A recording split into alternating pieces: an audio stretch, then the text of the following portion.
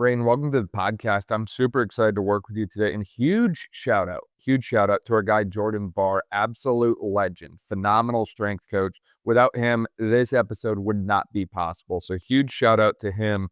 For people who aren't familiar with you, or maybe they don't know you as well as someone like Jordan does, would you mind filling them in a little bit about who you are and all the amazing stuff you've got going on currently?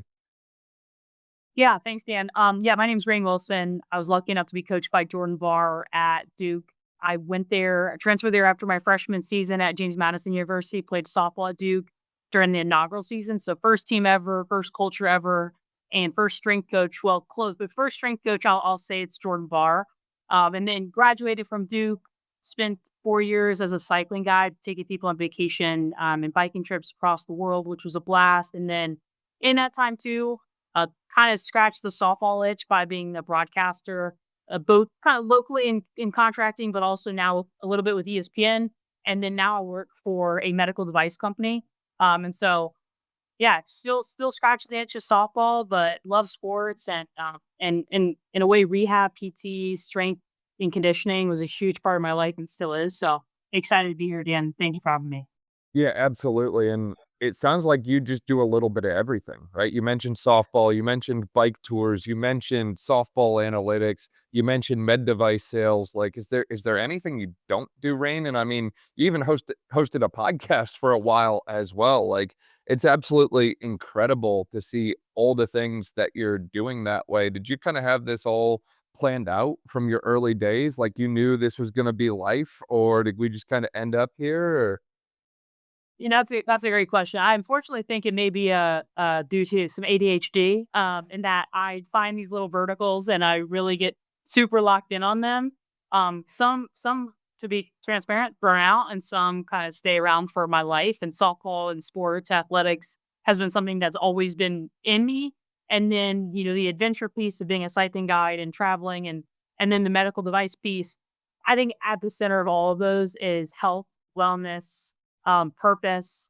And so, I mean, I don't know, what the future looks like, but I do know that I follow whatever I'm interested in the moment. And right now it's, all of the above. No, I absolutely love that attitude and mindset is at the end of the day, you just gotta send it. Like, life is too short to live it not pursuing the things that you're interested in. And to your point, it's like not everything that you pursue is gonna pan out, and that's okay, but at least you can go to bed saying that, "Hey, I tried. I gave it my all. I gave it my best effort, and now I don't have to, like, wonder, like, what if I did this? What if I did that?" Now, obviously, part of sending it for you involved playing at the D1 softball level, which is super impressive. And as I'm sure everyone knows, like not every softball athlete is going to play at that caliber that way. And I think there's something incredible about that. I'd love to hear more about the softball side of things that way. How did we get involved with the sport? What kept us going? Obviously, we had a transfer in there. What did that process look like? Because correct me if I'm wrong. I think I got my dates right, but that was before the transfer portal was like the big thing, Yeah. common thing that it is today, right? Yeah, no, totally. I mean, do you like the initial question? Softball always been in the blood in a way. And I grew up playing baseball. So 5 years old, played with boys up until middle school when they said, no girls on the baseball team. And I honestly at that point too, I was like, what, maybe I'll try softball. It's kind of lame, I thought, and jumped over across the field to the softball side of things. And then just, really fell in love and been in love with competition. I think that's just really at the heart of this more than anything. And then in terms of playing at Duke and the transfer piece, began my career at James Madison.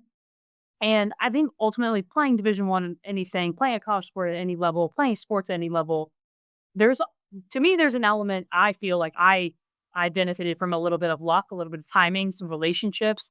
I went to James Madison. I grew up in Virginia, and at the time they were a really, really good program, really good mid major. They had a one pitch away from the World Series the year before, and then I got there as a freshman, and that freshman year, I'm sure, and many athletes who've been in this position can relate to. There's a lot at play, and the mental side of the game that year is so important, and the culture of the team is so important. And so I always say to folks, I didn't leave JNU. I came to Duke. And a good friend of mine, Payne St. George, which you might have on the podcast at some point, All-American pitcher from Duke, was committed there. She was a year younger than me. We played high school softball together. She reached out, connected me with Coach Young, and that relationship, she basically said, "Hey, you can get in, you can be on the team." And then from there, really had like a fresh new journey. But to your point, Dan, about the transfer portal, yeah, it was pretty taboo at the time. It was either like a lot of people didn't even go that route because what happened at that time was the James Madison coach listed programs I could not go to unless I sat out a year. And I won't name which programs they were, but it was pretty much everywhere in the ACC, in Virginia, North Carolina, except for Duke. Duke being it was the inaugural season. I'm sure the coach may have felt like we weren't going to be good. He may have been right. At the time, the first team, we weren't super competitive, but ultimately, I'm so glad he didn't write Duke University on that piece of paper because I got the transfer, I got to start new, and it was one of the best experiences and decisions I've ever made. Yeah, no, that's absolutely incredible, and I love that it panned out so positively for you, and one of the things I was telling you earlier that I've been watching a lot of softball. The sport itself is just very exciting and captivating to me. It's very fast-paced. You never know what could happen. Like, literally, a routine ground ball to the shortstop can turn into a single, can turn into some kind of, like, big crazy play. Like, it is just so exciting to watch, but one of the things that's been most amazing to me, just thinking back last year, I was watching the Nebraska and Tennessee games very closely, leading up to the World Series that way in the playoffs, and just watching, Pickens and Jordy Fromm now go after it day after day after day, like 3 games in a row. I'm like, "The workload you all are under is unreal." Like, I think correct me if I'm wrong, but your junior year, you played like 50 games or something like that. And that's literally just the spring. Like the workload that y'all are under and the performance stress that y'all are under in the sport is unreal. Like you are constantly on 24/7. And you mentioned about the mental component as well earlier. I'd imagine softball is a sport that's really equally mental as it is physical that way. I'd love to hear more about how you were able to kind of manage the workload and the demands of the sport that way, because at least from the outside looking in, I see it and I'm just in awe of what you all are able to do. It's like, sometimes playing 2, 3 games in a single day. It's unbelievable. Yeah, I think, to be quite transparent, like, there are plenty of moments in my career, pretty plenty of seasons that I don't think I handled the mental load well, and not even and when I look back, there's nothing I think I could have tapped myself on the shoulder and said, but I think what it boiled down to was, as a softball player, you're used to playing 2 games a day as a kid. You grow up, you play and at one point, I think I played 7 games on a Sunday at a tournament. And so to your point about the performance load over time, I was always so envious of watching Duke soccer because they would run out there like 30 minutes for the game, warm up, jog, kick kick goals, whatever, pass and do all the things, the cone drills, and then they went locker room change and then they have to go play. Softball, I felt like it was 2 hours of warming up because you gotta warm up your feeling, you gotta warm up your throwing, you gotta warm up your hitting, you gotta warm up every little thing. And I think over time, over a 56 game season, in regular season, doesn't even include postseason, that is like really hard. And then you add on top of that going to school at a university like Duke and any of these high caliber universities, it's just a challenge in university to match that, and then to match that also on top of the schedule of, you play a game on Tuesday night, a midweek, you come from class, you play the game home or away, and then you're gone Thursday, Friday, Saturday, Sunday, you get home Sunday night super late, and that's the next, 4 months of your life. And I think that's a really, really hard thing to manage academics well and manage softball well. And so I don't know if there was a situation for me to do the best of both worlds, given all of the other dynamics at play. So I think if I were speaking to young athletes out there and how to manage it, I would, give them probably different advice than I ever got. But ultimately, though, it taught me so much about resiliency and managing time. Like, I never will take for granted the lessons I learned from that experience and the challenge of it, because it bleeds through into what I do every day now. Yeah, no, absolutely. I mean, it sounds like every day for you is a new adventure that way. And obviously, in the world of sales, like there is that competitive element that way that bleeds over from sport. And it's funny because a lot of the individuals I know in the med device sales world were former athletes. I see so much carryover between the two that way. And as you were talking about the mental side, in baseball, they always called it the yips that way. And I saw the yips literally end careers for athletes, Yeah. unfortunately. Like it is unreal how essential the mental element of performance can be that way. What would you say the equivalent of the yips is in softball, and is that something you ever experienced? And if so, how did you overcome that? Because I think every athlete, regardless of their sport, is gonna find themselves in those high points where things are just cruising and everything is going your way. But that's when life is easy. What do you do when life gets hard and nothing seems to be going your way in sport? Yeah, it's called the Ibsen softball too, and I think it generally the umbrella of that is just like mental struggle, um, and and so at the times in my career that I dealt with it and tried to work through it, I think that there, unfortunately, there was a lot of moments I can point back to and like talk about the mental struggle that I had. I think for me, what happened was I had so much success in high school and going up to that point, so much confidence, and had not been really tested and challenged. And I mean, not to get too big picture, but a lot of it goes back to as a child, like how, you build your self-esteem. And I think everything kind of bleeds in and there's overlap with how you're raised and how you see yourself in the mirror, where you fit in social circles, and then what goes onto the field. And a lot of people got a ton of confidence just from the work they put in. But for me, I struggled because, I'd work so hard. For example, my freshman or my first year at Duke, I played really well that year. And then over the summer, I worked so hard. I worked harder than I'd ever worked because I know, hey, that year cannot be an anomaly. Like I need to expand on that. Worked so hard. And then it just didn't really pan out. I couldn't perform. And I think for me, it boiled down to some dynamics within our program and some I like to be trusted as an individual. And did I trust myself? Did I have confidence in myself? And then over time, that just kind of like eats at you. And I think that for young coaches out there, what I would say is whether you believe in a player or not, I promise you that player will play their best when you act like you believe in them.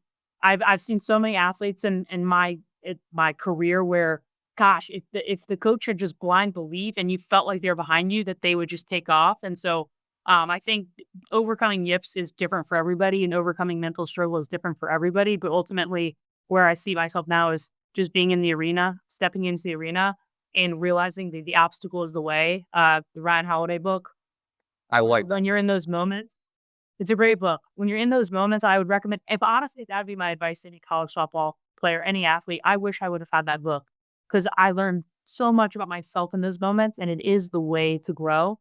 So I think it's different for everyone. I wish, and if there were an answer, Dan, to the Yips question, I think we might be millionaires. it's one of those things too, it's different for everyone, right? Like, some athletes, we literally just talked about this morning, Peter and I, and it's like, some individuals are stuck in that throttle up mode, and they just need to learn how to throttle down, how to put the brakes on, how to chill out and reset, and it's difficult in athletics. It's difficult in life, maybe you work a med device sales job and it's just go, go, go constantly, 12-hour days. It's like, Yeah.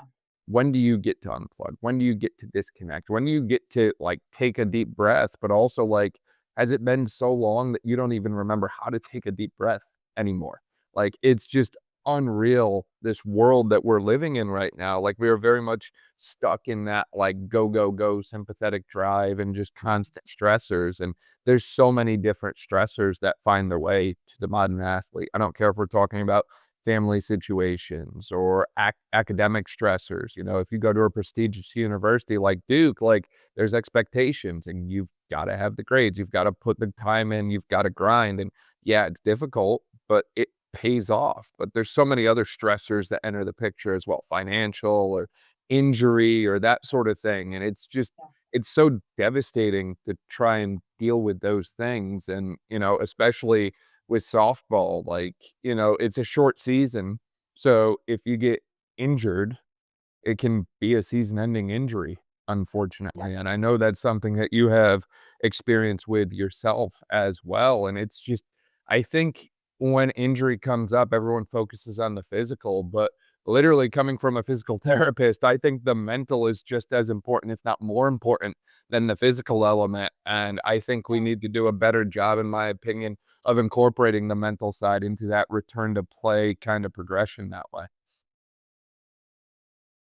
Yeah, I couldn't agree more. I think that my PT, Drew Lukes, at Duke when I think I don't know where he sits at Duke now, whether he covers softball, but I am so grateful for him. And my injury was a career-ending one. I could have gone back. I technically have a year of eligibility now, but could have gone back in theory and played softball again. But I think at that point it kind of the decision was almost made for me, and I was excited to do some, like, different athletic pursuits, but I agree in that that struggle, that early on struggle, and everyone's kinda, like, helping you initially, and then over time, you kinda lose people, in a sense that everyone kinda moves on with their life, and then you add on the other stressors that you mentioned, Dan, and it's challenging. So any career-ending injury, any season-ending injury, any injury period can be really difficult to come back from, especially if you don't have resources or the mental, foundation to kinda come back quickly. Yeah, obviously having the right team in place to help you during that time can really be a differentiator, and it sounds like you had that way. What kind of things do you take away from your time working with Drew, and how did Jordan fit into that picture as well that way? Because this is something that comes up on the podcast over and over again when we're talking with athletes, guys like Jordan Barr, names like Nick Grano, Robert Nelson, Chipper Anderson, all these guys, their names keep coming up over and over again, and it's clear that they do something extremely well, and that's, hey, when someone is injured, we're gonna rally the troops, we're all gonna band together, and we're gonna say, what can we all do, high respect, low ego, to help this athlete get back to whatever it is that they wanna do that way. So what did that look like for you, and what should other athletes be looking for if they find themselves in a situation similar to yours? Yeah, I think you mentioned the low ego, and I'll speak about Jordan. I think he and in general, strength coaches are so critical to a culture of a program, culture of a team, and then just an experience as an athlete. And Jordan was always, gosh, I learned so much from him. It's remarkable. He has such a way of grounding in data and grounding in function and grounding in a one-on-one coaching style while also holding really high standards that he made you love coming in to work out. He made you could love coming in to lift. And I am with you, Dan, on the ego thing. I think that is if I could have, a sign, the little cardboard sign and hold it up in the city, it's like coaches need to check their ego. I'm sure it happens across any sport, any modality, but Jordan Barr, that guy does not have any ego when it comes to treating athletes, helping athletes. And I think when I got that career-ending injury, um, it was he just was there, and I think Drew Lukes and Jordan Barr, I think Drew at some point had said to me, like, "Hey, it's okay if you show up as a shell today. Like, that's okay, Just show up. Just keep showing up." And I think Jordan, he knew that I wasn't gonna play, I think, and so he set up a workout plan that I could, like, get my triceps ripped and my biceps, like, jacked and still challenge me, although he knew I probably wasn't gonna play again. So I think he meets you where you are, and I think young athletes, if that's critical when you're assessing whether you wanna go to a program or transfer to a program, like, assess your coaches and the support staff, and especially strength coaches, like, you're gonna spend a ton of time with them, and do they meet you where they are? Are they ego divested? And do they know their stuff? And Jordan, fortunately for me and any other athlete he works with, he knows his stuff, and he's a great guy. Yeah, and I think that makes all the difference as well, is there's been times when I'm working with just crazy unique cases where it's like, we're gonna have to write the book on this, right? Like, we had an athlete, second ACL tear plus a meniscus transplant who wanted to return to college sport. We had another athlete who had surgery on both his left and right side groin at the same time. There was no good side. They were both operated on the same day at the same time. And it's like, what do we do from here? And I think ultimately, if you go into it admitting what you know and what you don't know, willing to work as long and hard as it takes to figure it out as you go, but also just humanize the entire process. Like, I think a lot of times we as providers and coaches, and I'm not going to speak on behalf of everyone in the space by any means, but I think a lot of times we forget that athletes are people too. Like, they have feelings, they have emotions. Like, we think because we see you on ESPN that you're some, like, absolute machine or something that way, which I think we kind of forget the human element of it. And I think the more we humanize the process, the better it becomes that way. One. And two, on top of that, I find a lot of times that if you master all of those, like, soft skill type things, the communication, the relationship, all that sort of stuff, the more, like, technical sides are almost like nothing that you have to worry about anymore because it just all the pieces fall into place. And that was not worded as eloquently as some of my peers might have put it, but essentially the takeaway is, like, if you just treat people right and do the right thing by the person in front of you at all times, all the pieces eventually fall together. Yeah, I think that the element to that too that I love is in freshman year of college, I had a professor asked the whole class, he said, "What's the most important thing you can know about somebody?" And we could not figure out the answer. And finally he said, "Can I trust you?" And that to me, that rings true in what you had mentioned, Dan, about the relationship between a coach and a provider and an athlete. And that's where the technical stuff you don't ever question because I trust you. And I've had coaches before where I don't feel that mutual trust. And man, does it erode not only does it erode the relationship, but it erodes performance. Because any moment that I don't trust in what you're asking us to do, especially my generation and younger, like we're learning that it's no longer good enough for coaches to say, do it because I said so. We need the why. And I've been like that since I was a young kid. I need the why. Otherwise, I don't trust you.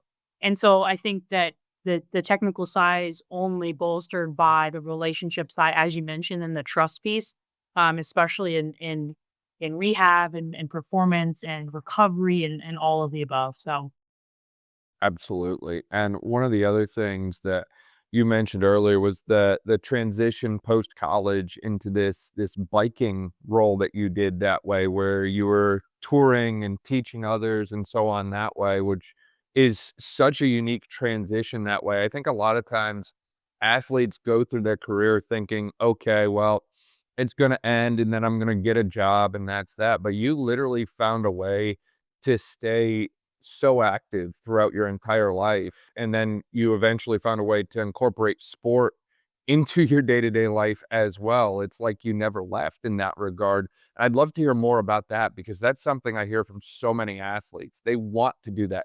They want to transition their life after sport into almost the same sport that they've been doing for such a long time that way, and it sounds like you really nailed that, and I'd love to hear more about that kind of transition out of sport into, day-to-day life that way.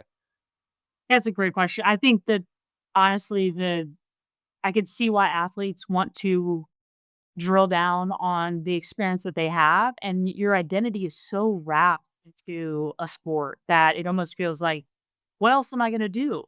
And if you're not sure what direction you wanna do go professionally, you kind of feel at a loss. And for me, what was the best part of having a career-ending injury my senior year was I got to say goodbye from the physical aspect of the game over the last couple months of the season, but I didn't have to say goodbye to my teammates. So I kind of realized it early on. I don't want to come back again. But what do I want to do? And I had so many other athletic ventures that I was interested in. And this job as an active travel guide where I was taking people on vacation, it was active, don't get me wrong. It was active. But a big chunk of that was staying in hotels and traveling to different countries and meeting in different countries and servicing and having a experience created for other people in different countries. And so I got to kind of scratch both of those itches, if you will, for whatever the saying may go. But ultimately, I think that transition is very, very difficult. And I would actually credit that to my fiance, soon to be wife, who she just had lived all over the world. And I was like, oh, you could do that. I guess we have free will. And so then I found this role as an active travel guide. It felt like a great kind of bridge to whatever was next. And I think athletes need to remember you have free will. You know, it's just a sport and it's everything at the same time, and you can unleash your identity from it, and then you can still make your way back. Like now I gave myself a couple years. I didn't really follow much. I just was like, let me just reset. 2 years later, I started broadcasting and covering softball in that way. And now I've got that back in my life too. So you can always make your way back to it as well. Yeah, no, I think that's huge, and to your point on the media coverage as well, one of the things I've heard that you are a absolute master at is storytelling, and I think that there is a art to that, and I'm always trying to get better at it because I think humans, for as long as I can remember, have been captivated by stories. We literally, like, where I went to school, we, went through like public education stories of like Native American tribes and different things. I think everyone's heard of like the Lewis and Clark expedition, for example. Like, people are always captivated by stories, and everyone has a story. Every athlete has a story. Every person has a story, right? And I think the art of telling that story and the art of highlighting these incredible athletic accomplishments and feats that we witness day after day after day. For someone like you, it would just be a normal day, right? Like, you're playing at Duke softball, you hit a home run, and that's just a normal day. But for someone like me, it's like you hit a home run on a 70-mile-an-hour, like, I couldn't even see the thing. I wasn't even reacting time, right? Like, or last year when Pickens broke the speed record for a softball pitch. It's like, you know, I I don't even know how you do the pitching motion. Like, it's just incredible to me. So I think there's something too about the storytelling aspect of it as well, and it sounds like you've got such an incredible backstory yourself that way, as we've been talking about. What kind of insights or advice do you have for athletes who are in the modern era where, they're also looking to tell their story? They're looking to grow their online presence and have more of an impact that way. What kind of things have you learned from just sharing your own story, sharing your own experiences, and talking with athletes and being around athletes as much as you have been? Yeah, that's an interesting question. 'Cause I think to your point, athletes are going to be almost required to do that in some ways as the digital age kind of grows. And I think any compliment I get on storytelling for me, can easily attribute it back to I love to consume story and content.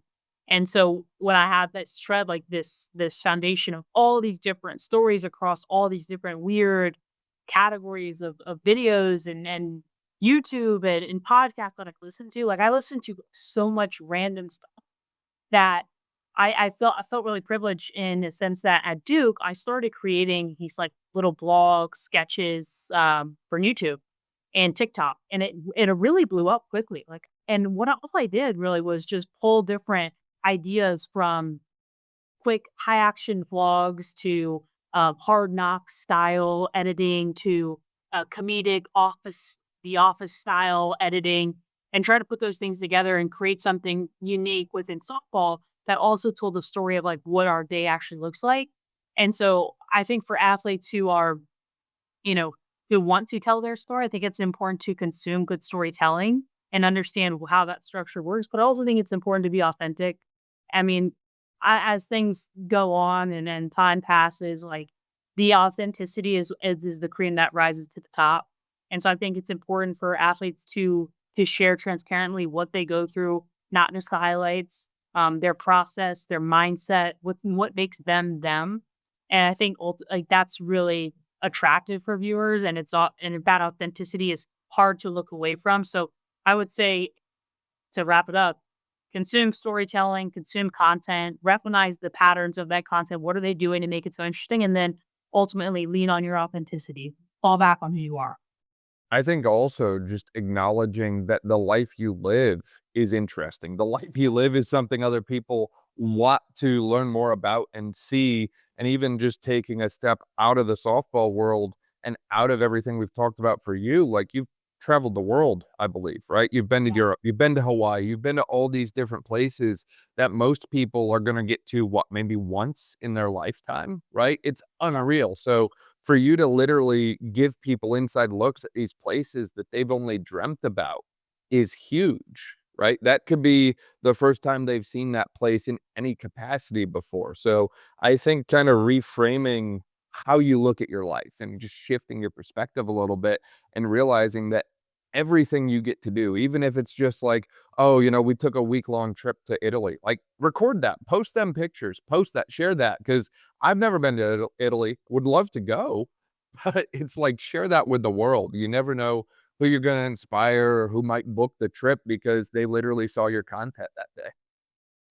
Yeah, I 100%. And also, even in a selfish way, like for you, like keep those memories in a memory jar. And I think it's really hard for people to detach from their day to day. We talked about this earlier, and sales or any entrepreneur out there too, I'm sure can relate to this. There's no time there's no time clock of when you punch in and you punch out. And the company I work for, there's no PTO. Like you take whatever you feel like you need to take off. So when you're behind on your number or whatever your quota is, or you're trying to grow your business, it's really hard to say, I'm going to take a break and invest in myself or invest in traveling and invest in new experiences because it feels like you're taking directly away from, your business and your livelihood. But I think that those moments are so important because one thing about traveling and specifically when I think about I worked a lot in South America over the winters. When I think about that time in Europe too, it just gave me so much perspective. People did not know what softball was. People did not know what Duke was. They didn't care. Not that they didn't care, but they just like, oh, that's cool, Rain. I'm here to meet Rain, and so it ultimately gave me a lot of perspective and shifted my view of myself, the view of I had of myself, and realized like we got free will, we got the ability to travel, and ultimately, and with traveling too, you see beautiful places, but you learn like humans at the end of the day crave, in my opinion, social, community, friendship, um, yes, experiences, but ultimately every place I went, the most beautiful pieces of it and parts of it were the community, the social aspect, the cultural, like having wine together in Italy. Like we spent an hour and a half at lunch. I'm like ready to go back to work and we're drinking wine and you realize everyone's just so relaxed and the same thing could be said about Chilean culture and Argentine culture and it's just it really puts things in perspective, I think. So definitely document it though, because then you'll remember it too. What are our favorite places that we traveled to? I know you just rambled off a bunch. And what are our favorite food or coffee recommendations in some of these places that you've traveled to? Because I am always looking for food and coffee recs, self-proclaimed big bag, so gotta live up to that, you know? Oh, okay. Yeah, I would say I'll start in South America. I'd say and go into Argentina. Buenos Aires is an amazing city. Um, and you gotta be able to do it in asado, which is a barbecue. And how they do their barbecues there, which is the best. We need to adopt every American, I bet you would love this. Um, we need to adopt this, but they have an asador. It's essentially the guy on the grill or the girl, but most often it's a man in Argentina.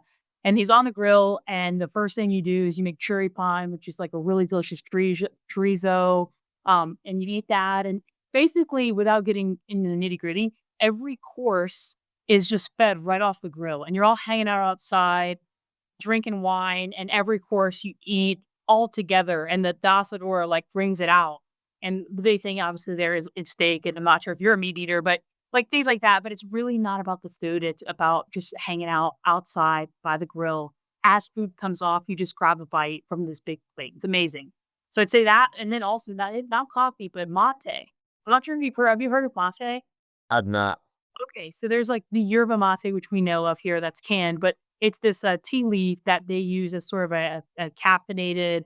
It comes in a gourd. Look it up. It's really cool. We don't have access to it here, but they drink it every single day there. So that's something I tell you, you absolutely have to try at some point. And then, schnitzel in Germany and cappuccino after dinner and in Italy and like little things like that. But I gosh, we could talk like city specific at some point. But ultimately I would fall back on um with the way that the local folks love it. Like that's what I think is just so fun that they're so prideful of going to an Asado or going to a, um, a tango show or going to a Oktoberfest. Of course, Munich is obviously a lot of, like, international folks, but ultimately the pride that they have and what they bring and the little things that they do, I really envy and that was one of the coolest parts about traveling too. I love that. I love that you got those experiences, and I really appreciate you sharing that, Ray, and I realize we could probably talk all day long because 'cause we're really just scratching the surface on your life, your adventures in sport, in career, in travel, and beyond that way. Is there anything we missed or anything we didn't get to chat about today that you really wanted to? No, I mean, I think when you initially we talked about what would be interesting to discuss, I always love talking about leadership. I love talking about culture. I love talking about like culture on a team, I should say, and the impact of coaches and clinicians and providers and how that all plays together. But I think we covered a lot, and I think ultimately the takeaway I have is that for providers, like the trust piece is boils down to authenticity, boils down to caring about the human. And now working in healthcare for the first time in my life, which you work in healthcare, I support healthcare, but seeing patients every day and being a part of being a cog in the wheel of healthcare is been so enlightening because what you all do and what clinicians, providers, nurses, techs, PTs, all of the above do every day is remarkable. And I can't thank you enough. I can't thank any other provider enough for all that you do to bring athletes back, to bring humans back, to support them. And we, I wish as a society we could do more to support our healthcare providers because it's a very, very hard job and it's a rewarding job, seems to me. But I just hope to be a good cog in the wheel and just wanted to say thank you for all you and your colleagues do. And huge shout out to you and all the other incredible athletes like you out there who are grinding day after day in sport. And then when you continue out of sport and transition that into life, like the experiences that you have, the entertainment that you provide from watching sport. And you mentioned community, you mentioned bringing people together. Nothing does that like sport, in my Yeah. opinion. It is unbelievable. And I think the more we've seen the growth of AI, and this is my hot take, I think sport is gonna be the only real thing left, Yeah. and I'm all in on it, right? Like, I told you before about how I love to watch softball and volleyball and field hockey and lacrosse, like, every night, if I'm home, the TV is on, and we're ripping that ESPN Plus to find something good. I don't care what it is, we're just throwing sports on and we're watching it because it is, in my opinion, the most exciting and entertaining thing. And I think that the more we continue to grow those games, grow these sports, the better we're all going to become because of it. And I think we also start to see excellence in places that maybe we never looked before. And I think softball is a great example of that. I think softball has not gotten the attention it deserves as a sport, and it's nice to finally see more growth in it, more people talking about it, and I'm excited to see what's next for the sport, whether that's, the growth of the professional side or the expansion of the tournament or whatever it is that way. I'm just super excited to see what is on the horizon for sport now. Me too. I could not agree more. I am an AI junkie, and I know that is controversial, and but it is what's going to take over. It has already in fact taken over, and I could not agree more that sport, human interaction, storytelling, that's the way of the future. And so, um, yeah, I'm triple downing on sport as well for sure. Rain, for people who want to find out more about you, catch you online, maybe catch episodes of the podcast that you hosted or your website, where can they find you at? Yeah, it's kind of crazy. Yeah, I hate to say this, but I think LinkedIn might be the best one these days, which is I think my 22-year-old self would be like, "Are you serious?" Yeah, LinkedIn, Raine Wilson, and then I do have a website from broadcasting, but it's not super active. But I'd say I'm on LinkedIn the most these days. Sadly, but I do. It's a good app. It's a good app. So reach Yeah. out to me. I love that. We'll link that in the description below. That way, if you didn't quite catch it, you can just click there and see everything that Raine is up to and get connected with her. And huge shout out again to Jordan for getting us connected. If you don't know Jordan Barr, go over to Instagram right now. I think he's a big Instagram guy. If not, we're gonna make him an Instagram guy. And I want you to type in, it is, shoot, what's his handle? Type in jbar_411 and give him a follow because he is an absolutely incredible individual. And I'm really appreciative of him. I'm really appreciative of your time, Rain. I'm so glad we got connected. Thank you for everything. Dan, thank you so much for having me.